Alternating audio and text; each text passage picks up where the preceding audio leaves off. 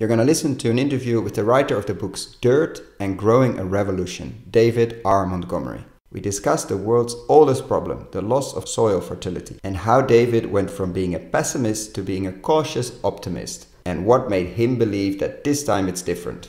Enjoy! Welcome to another episode of Investing in Regenerative Agriculture, Investing as if the planet mattered. Podcast show where I talk to the pioneers in the regenerative food and agriculture space to learn more on how to put our money to work to regenerate soil, people, local communities and ecosystems while making an appropriate and fair return. Why my focus on soil and regeneration? Because so many of the pressing issues we face today have their roots in how we treat our land, grow our food and what we eat. And it's time that we as investors, big and small, and consumers start paying much more attention to the dirt/soil underneath our feet.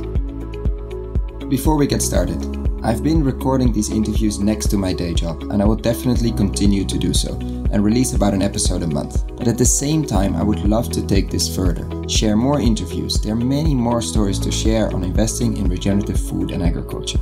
More depth, improve the quality, maybe even doing some video series. So I started a Patreon community, which makes it easy to support creators like myself. If these podcasts have been of value to you, and if you have the means, I invite you to support me and make this happen. For more information, please find the link to my Patreon account in the description below. And now, without further ado, the interview. Enjoy! So welcome to Investing in Regenerative Agriculture, Investing as if the planet mattered. I'm Koen Wassijn, your host, and in the podcast of today I'm joined by David R Montgomery, a MacArthur Fellow and writer of the book Growing a Revolution, where he makes a passionate pledge for building soil by ditching the plow, covering soil, and diversifying crop rotations. He has traveled the world visiting farmers, large and small, traditional and organic, who are very successfully building soil and going against most of modern agriculture science. I'm going to ask him all about what he learned and what needs to happen to scale this. Welcome, David. Oh, thank you, Con. It's a pleasure to be here. So to start with a personal question, as a geologist, how did you end up in regenerative agriculture? Well, it's a long story, but I'll give you the quick version of it. Now we have time. Yeah, I'm the kind of geologist who works on landscape evolution. So I'm a geomorphologist. And as part of that, I learned to study soil erosion because erosion is how landscapes get shaped. And when you're looking at soil erosion, the other half of the equation is soil production. So I've trained to look at the balance between the rates that soils are produced and the rates that soils are eroded over geologic time, over long time frames. And the second popular book that I wrote was called Dirt, the Erosion of Civilizations, that looked back at the problem of soil erosion through history, and that merged archaeology and geology. And it turned out that by the time I was done writing that book, I had written a history of farming. And because the practice of plowing the soil was something that had led to topsoil loss that had impacted civilizations around the world, time and again through history. And this ended up leading me to start thinking about soil as a system that could be influenced by human actions and not just over geologic time. And I got really interested in the effects of farming practices, how we have traditionally farmed, how we're farming today. And that eventually led me to think about whether we could reverse the problem of soil erosion and degradation. And to do that, I got into looking at farmers who'd restored their soil on farms around the world. And that led me right into the world of regenerative agriculture, because that's really what regenerative agriculture is all about, is rebuilding the fertility of the soil as a consequence of farming and reversing this long history that I wrote about in the Dirt book. So the Dirt book and the Growing a Revolution book are kind of bookends of looking at the nature of the problem and realizing how to actually solve it.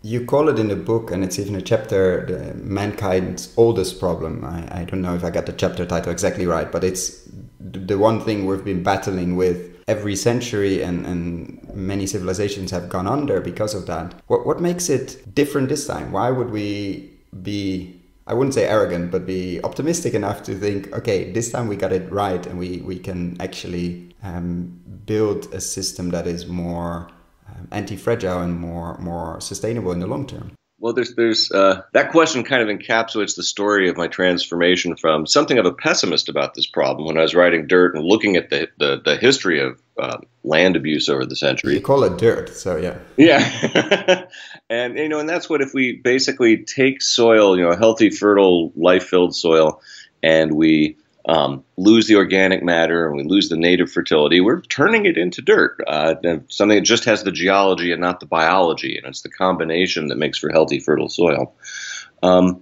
But what really sort of turned me around in going from being a pessimist on the issue to being an optimist on the issue was seeing examples of modern farmers who had actually pulled it off, who'd actually adapted their practices in ways that rebuilt the organic matter, rebuilt the fertility of their land, and they did it through intensive farming. And this was a very optimistic thing, because if we can change that pattern of soil degradation as a consequence of farming into one of soil building as a consequence of farming, we could solve that really old problem.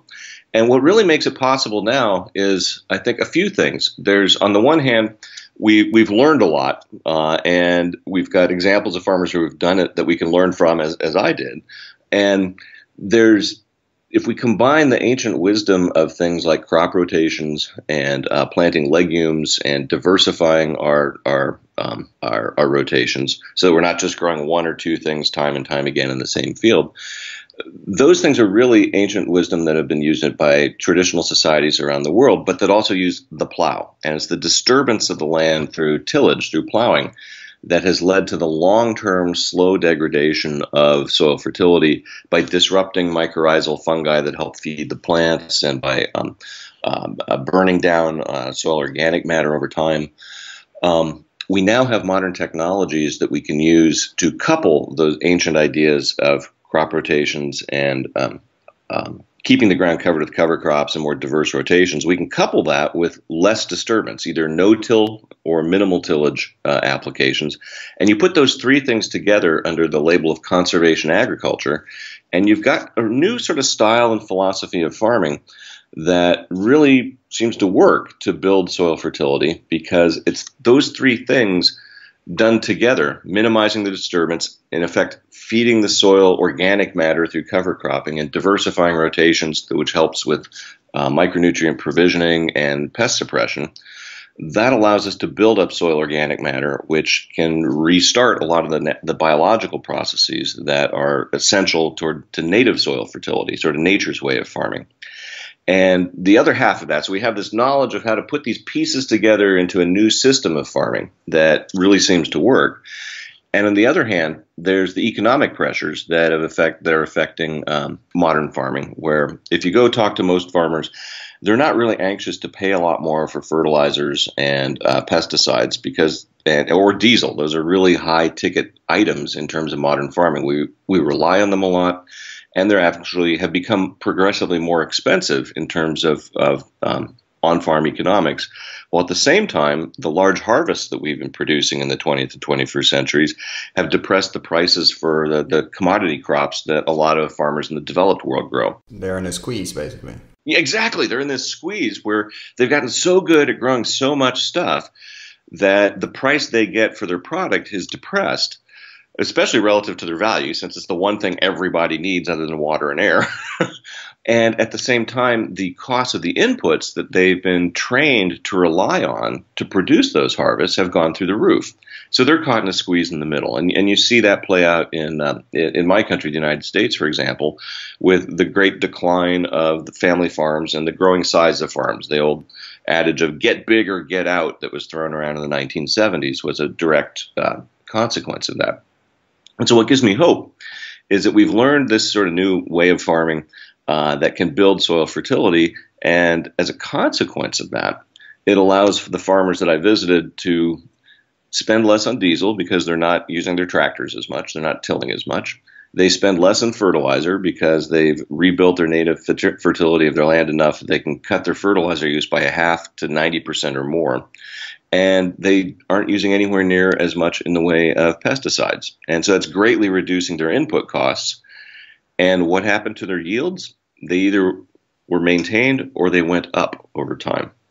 So they're spending less to grow more. It's a good recipe for short-term farm economics. And so we're at this juncture now where, for one of the first times, as far as I can tell in history, the short-term economics for farmers really are lining up with the long-term interests of society in protecting and rebuilding the fertility of our land. There's a lot of what I talked about in the Dirt book looked at how the short-term incentives to maximize this year's return and this year's harvest led to the overuse of fertilizers, the overworking of land, and the progressive degradation of it over generations of farming. These two trends, in terms of figuring out how to do conservation agriculture, and the sort of modern economic trends, are really pointing in the direction of real optimism that we may be able to solve these problems. Because if farmers can do better by adopting them, and they improve the fertility of their land in ways that reduces pollution, that maintains our ability to feed everybody, but has side benefits of storing carbon in the ground and protecting on-farm biodiversity, which is important given just the sheer acreage globally that is in agricultural land. This is a real moment where these kinds of practices could catch on, because it's not a question of ecology versus the environment. It's a real win-win scenario. Extremely interesting, that overview of the pressures and why the time is now. But still, I'm suspicious when somebody says, yeah, but this time it's different. Especially if we have a few millennia of very different experiences with soil and civilization. But you have examples in the book where very simple measurement, the soil carbon in soil is higher on some of the farms you visited compared to a native forest. So there is something to it. What would you say to the skeptics that say, yeah, but everybody always says that this time it's different? Well, I would say that, as a scientist, it's good to be a skeptic. That's exactly the right question one should be asking. Why is it different this time? And I think there's sort of two angles to answering that. And the first one, the most sort of basic one, is that we have to get it right this time. We don't have any new places to go to once we degrade farmland globally. We have to, as a global society, we've got to learn how to farm in ways that will maintain the fertility of our land if we're going to be able to maintain the agricultural foundation of civilization. So at one level, there's sort of a real imperative this time. And at the other level, the reason I can argue that it's different this time is I've visited farms around the world who've already done it. It's not abstract. It's not a theory. And that's one of the reasons I took 6 months off from my teaching job at the University of Washington to basically travel around the world and visit these farmers. Is I wanted to see for myself, and not just sort of read about it or listen to people about it, but go to these farms, dig holes in the ground, look at their soil, learn the history of the farm, understand what they did to rebuild their soil, and then stand back and understand the farm economics that they went through, and then stand back and try and draw the generalizations and patterns that one can from a suite of experiences.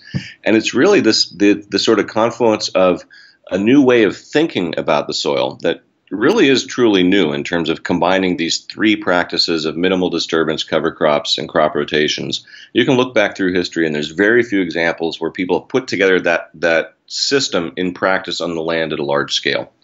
So there's sort of a new way of thinking, which is sort of the seeds of any sort of revolution in practice. They're preceded by a revolution in thought. And I see that we've gone through that in science. We've learned enough now about the role of microbial organisms and soil biology in soil fertility to start applying those ideas from a scientific perspective into the applied realm of agriculture. And it's changing the way we think about the land, we think about the soil, and how we treat it. The fact that we know so much more about the soil, and we're discovering more every day, I have the feeling. I see reports coming out of just the amount of things in there in a teaspoon, or depends on which one you read, that we didn't know maybe a year, 2 years, or 5 years ago. It's amazing. The whole world of sort of microbial science, not only in the soil, but also in like the human microbiome that's all over the news, where we're learning new things about the organisms that live within us, and the ways that they can actually benefit and bolster our health and promote our well-being is, 30, 40 years ago, that was kind of crazy talk. And now it's all over the journals as people are understanding the mechanisms through which it works. So we've got this new scientific perspective that we can bring to bear on the problem. And we're also at a moment where the kinds of practices farmers are taught and trained to use are very much reliant on very expensive inputs that are not going to be getting any cheaper in the near future,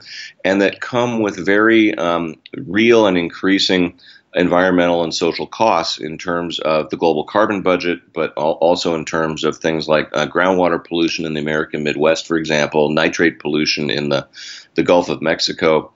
There's all kinds of forces that are sort of converging on the idea that if we could have a style of farming that wasn't necessarily organic, but that used less in the way of agrochemicals and of fertilizers, diesel, and pesticides. And just to be clear, this is fundamentally less. It's not 5 or 10%. You're talking of examples of 80, 90, and most of them going in some phase completely off. Yeah, at least off by half, and in some cases up to 80, 90, and you can do these practices organically, so you could go completely off of them.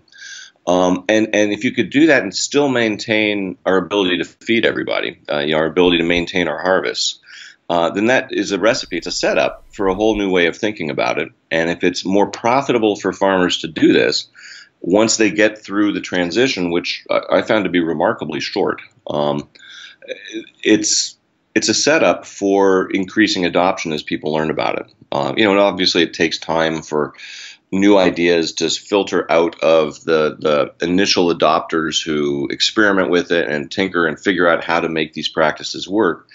And the people I visited around the world, in equatorial Africa and Costa Rica and across North America, they had, in their words, made the mistakes to try and figure out how it is to tailor these general principles of minimal disturbance, cover cropping, and diversified rotations, how to tailor that to their land, their economy, their climate, their soils.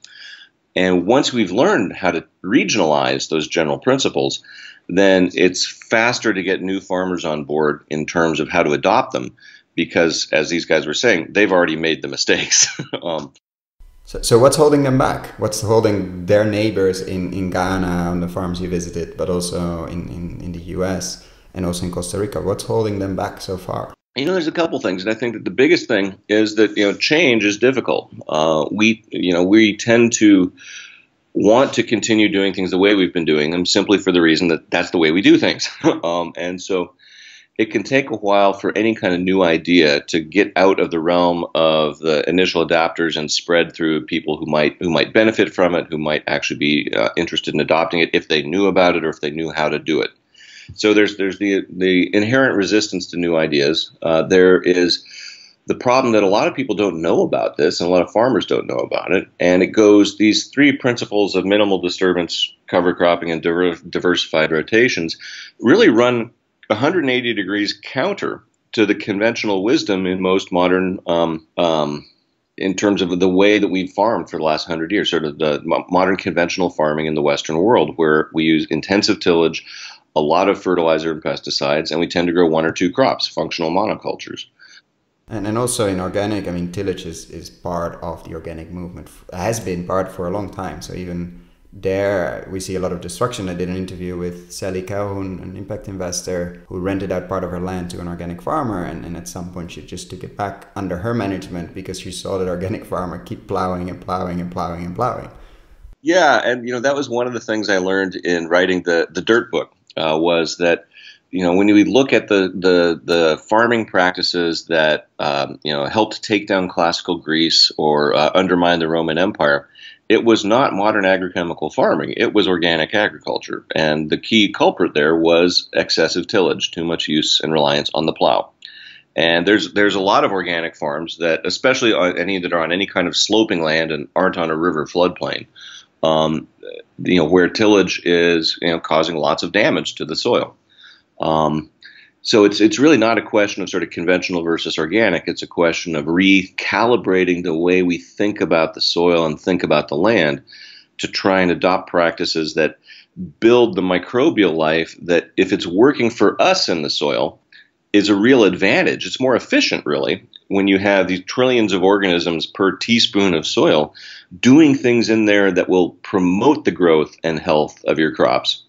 That's a lot better than basically spending a lot of time and fossil fuel to work against them and undermine their ability to work for us. And that's sort of the essence of what we were doing with modern conventional farming. So the real trick, I think, is to figure out how to adapt farming methods to cultivate that beneficial life in the soil. And there's a there's some general principles for how to go about doing that, and that's essentially what I learned by going and interviewing these farmers who had already done it, because I didn't want to engage in abstract speculation about it. I wanted to go to farms where you could go, okay, it used to be 0.5% organic matter or 2% organic matter, and these farmers had rebuilt their soil organic matter or their soil carbon content back up to, on the order of 5, 6, 8, 10%, which is not coincidentally the same transition that I saw my wife do to our yard in North Seattle, where we live, over the course of transforming our side yard, which had been a lawn, into a lush garden. And the practices that she used there are very parallel in principle to the practices that these farmers use to restore life to their land around the world. And what really comes out of the book as a key, you have to do all three. If you do 2 of the 3 and you're still plowing a lot, it simply doesn't work. I mean, these 3 are working together, otherwise you're not restoring the soil. And that's maybe what we forgot in many of the examples, many of the studies that have been on the organic side, etc. in the past decades, is if you only look at 2 of the 3 or 1 of the 3, it simply isn't a complete system and simply doesn't work enough, and you get these negative results. Yeah, it doesn't reliably work if you only use 1 or 2 legs of this 3-legged stool of the system of conservation agriculture. And there's a 4th leg that one could add, which is livestock and reintegrating livestock, animal husbandry into cropping systems. And I go into that a little bit in the book, but it wasn't the main emphasis of the book. And I think that you've just put your finger right on one of the big problems in terms of thinking about adoption. Is that in reviewing the literature, because in addition to visiting farmers, I dug into the scientific literature because that's what I do for a living, and tried to sort of calibrate, if you will, what I was seeing and hearing in the field on their farms with what other people's experiences and what studies had found on different farms and in labs and academic settings around the world. And there's a real shortage of studies that have looked at the combination of all 3 practices. There's a lot of studies that will look just at, say, adopting no-till farming, where you don't use the plow and instead... And a lot of herbicides, yeah. Yeah, exactly. Like you might use massive amounts of herbicides, although there's some other techniques with cover crops that can get around that. But if you just look at no-till, you see really mixed results in terms of soil building. And it depends a lot on sort of what you're doing in addition to the no-till. Or if you just look at cover crops, again, there's sort of mixed results. On average, better than not using them. And with diversified rotations, again, you can see a boost from using them, but if you're doing full tillage in a mixed rotation, you don't get anywhere near the benefit that you get if you adopt all 3 of these practices together in a new system of farming. And if there's one thing that scientists have really tend to be very good at, it's isolating elements of a system so you can study those and sort of figure out, well, what's this piece doing? It's much harder to actually study the effectiveness of a whole system because you've got a lot more variables going on. It's a lot more complicated system to try and look at, and it doesn't lend itself to sort of clean academic tests of, well, what about this one little piece? But of course, that can cause a problem if it's the interaction among the pieces that's actually producing the effect. Consider, for example, an old-fashioned watch, sort of like an old wristwatch. You could take all the pieces, you could take one apart, and you can understand how all the individual gears work. But if I took one apart, I'd never be able to put it back together because I don't understand the system of how all those pieces work together. And I think in terms of conservation agriculture and this new philosophy of farming under a regenerative label, there's that problem in the sense that we need some long-term studies that look at how these pieces interact and work together. Because there's evidence out there on the land in real farms that they do work. I've dug holes, I've compared the soil structure, compared the soil carbon content, the soil life in these farmers' fields and the fields next door, and it's like night and day. It would be very useful to have a lot more attention academically on studying that full system. And from what I can tell, it's the emphasis on cultivating the beneficial life in the soil that's really the catalyst for why it works so well. It's interesting you mentioned that. Actually, Sally Cowan, the woman I mentioned before, really struggled to find, even if they would pay for it, scientists and academics that wanted to follow the transition on their land because there wasn't a clear 1 to 5 year plan. No, they were going to do it adaptively and looking at what the soil needed year after year and adapting to that. And they were much more comfortable, they being the scientists, looking at their vineyard that they're starting to grow in a beyond organic way. But the normal terrain was just too difficult to grasp because it wasn't a clear, we're going to do this type of vegetables for X amount of years and that's it. No, there were probably going to be a mix and they're probably going to change it and it's going to be adaptive. So they were really struggling finding people that wanted to study or could study that. Yeah, it really challenges the way we think about how to set up scientific experiments in agriculture, how to evaluate things. And it also sort of goes against the grain of the kinds of advice that people give to farmers. If you think about, at least in the United States, the kinds of people who are mostly advising farmers are usually trying to sell them things, and they're trying to sell their products, whether it's an herbicide or a fertilizer or a new piece of equipment. And to adopt this new suite of practices, you do, if you are tillage-based, if you're working with the plow, you do need new equipment. You need a no-till planter, and John Deere will be happy to sell you one. But the real transformation is in thinking about the land and the practices one adopts. And there's very few chemical supply companies that will encourage farmers to adopt practices that enable them to use far less of their products. Just like I'm always very suspicious when petrol selling companies are telling you they're selling you something that uses less of their product. Yeah, and there's this sort of classic thing in economics where if the price of an energy source, for example, goes down, it can often it can basically lead to using far more of it. But yeah, that's one of the things that I've found interesting coming from a geological background on all this is, I wasn't trained to believe that there's a particular way we should be farming or should not be farming. I sort of came in with an open mind, if you will. I'm not trying to sell anybody anything, and I wanted to go and visit farmers and see for myself how they had changed their land. And I came away deeply impressed with how fast they've been able to do it, and that the fundamental underlying thing that changed was how they thought about their soil. And so in Growing Revolution, I basically argue that this new way of thinking about the land and thinking about how to adapt these general principles of farming to particular places could be the foundation for a new agricultural revolution that's different than the previous ones because it's about how we think about the land. And this regenerative agriculture movement is something that I think aligns really well with it because these principles are the sort of the foundation for both. And I want to just take one step back of something you mentioned before, the quality of produce and the quality and the connection between the soil and the life and the biodiversity in the soil and the life and the biodiversity in us.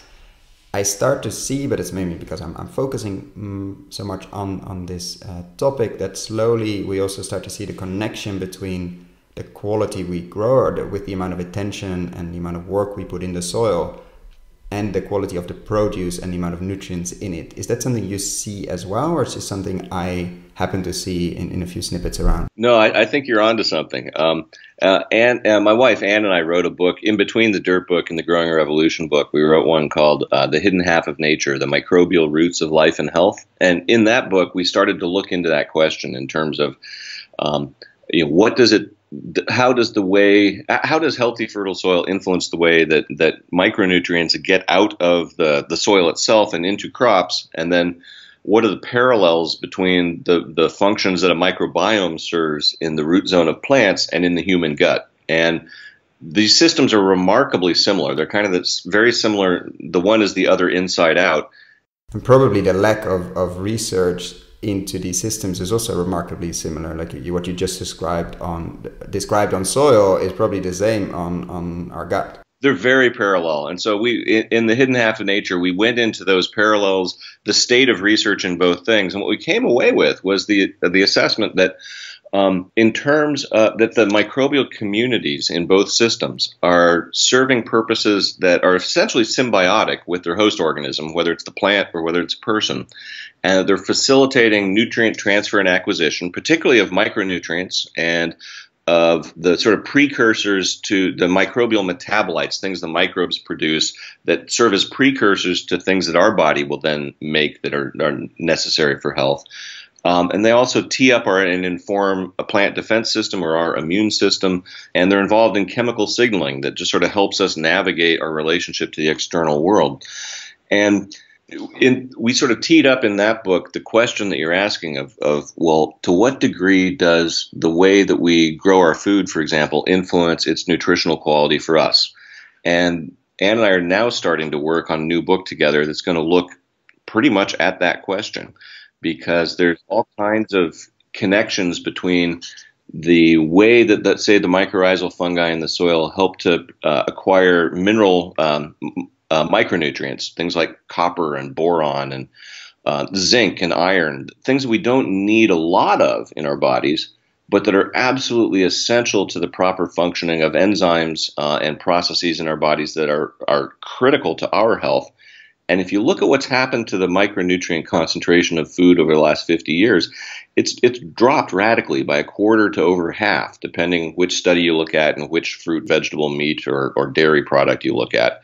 But the overall trend is that, while we've been growing more calories, the quality of those calories in terms of all the other stuff we need for health have been declining. And we're digging into that now to try and look at more into the studies that have actually addressed that, of which there aren't enough, we could use a lot more attention to this issue. We've tended to focus on the question of how do you feed the world with calories, and I think now we need to think a lot more about how do we feed the world with very high quality nutritious calories. And looking at that question, I mean, you haven't done the research yet on the book, but what do you think of these vertical farms, hydroponics, that take the soil out of the equation? And there are a lot of arguments for it because it uses a lot less water, you can grow it in cities, etc. I always have the fear that you just described, that we're missing something we cannot measure yet, but we might do in a few years on the nutrient level. But I don't know if you share that fear. That is a really good question. I think it's a very legitimate fear, and we're hoping to wrestle with that in the new book. I can't give you a solid opinion on it at the moment because we're still sort of trying to figure out. It's a good cliffhanger, dude. Yeah, it's a bit of a cliffhanger, but it's a very well-placed concern. I mean, and obviously things like hydroponics are going to be essential for space travel and things like that. But whether we should be feeding cities that way depends a lot on where do you get the micronutrients to put into the hydroponics, because if plants are getting a lot of their mineral micronutrients from the fungi in the soil that extract those elements from the soil particles, then if you're growing hydroponically, you have to add all those micronutrients yourself. So where are you getting them from, or are you growing micronutrient deficient food if you're not adding them? And what's the energetics of how you get that stuff? If you're having to import copper from South America to feed your vertical farm in New York, that may not be very efficient. Whereas instead, if you just used the organic matter that the city produces as garbage every day and composted that back to make soil, and then grew the same food in urban farms in soil, you might have much more nutritious food. Those are the kind of things that Ann and I are hoping to wrestle with a bit more in the new book that we're starting to work on. Extremely, extremely interesting. And you mentioned it a few times, but I'd like to dive a bit deeper into that. The profitability, or let's say the money side of things. You visited these farms and you said many of them are doing much better financially because of the lower inputs, because of maybe because they can sell quality as well. That's a separate discussion, but mainly because they are reducing their bills quite dramatically. Yes, and it was mainly from bill reduction, because I visited farms all over the world, mostly conventional farms, because I wanted to look at the question of could we actually transition modern conventional farms, both on subsistence farms in the developing world and large operations in the developed world, could we transition them to much lower input use?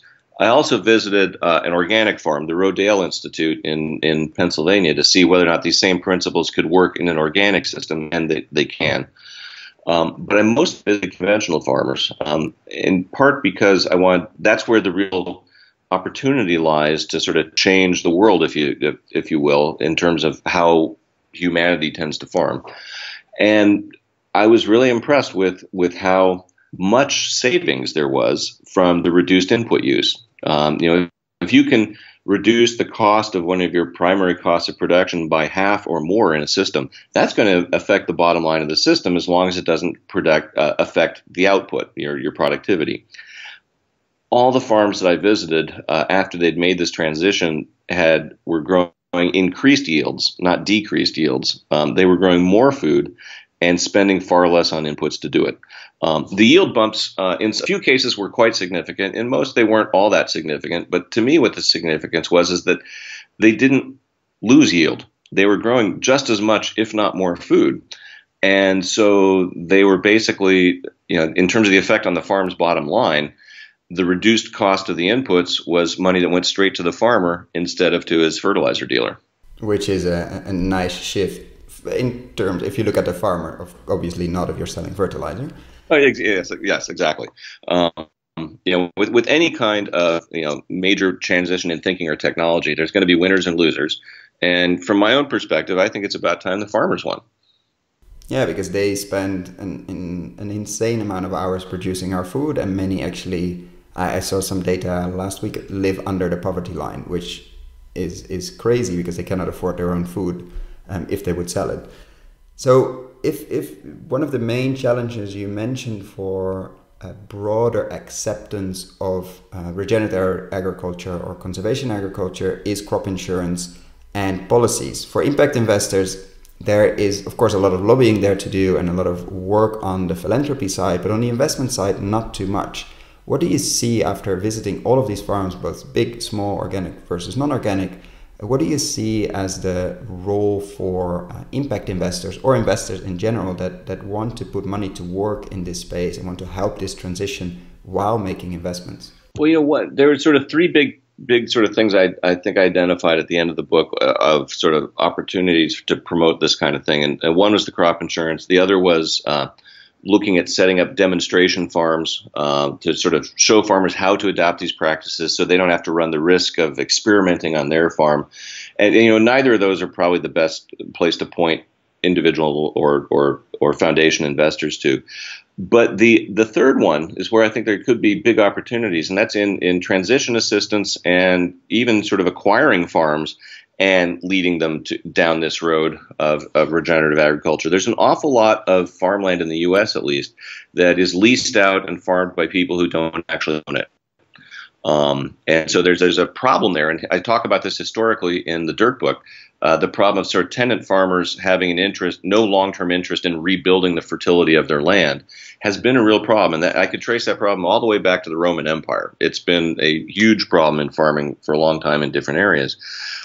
So I've run into some people and organizations that are working with farmers to essentially purchase farms that have been degraded, farmland that is relatively cheap because the soil's already been degraded, and then buy it and transition it to regenerative farming. And if it can be done profitably in real time, but build value in terms of the fertility of the land over time, to me, it looks like a good investment. There was a time in the 40s and 50s when farmland was valued by the organic matter content of its soil. How fertile is the land?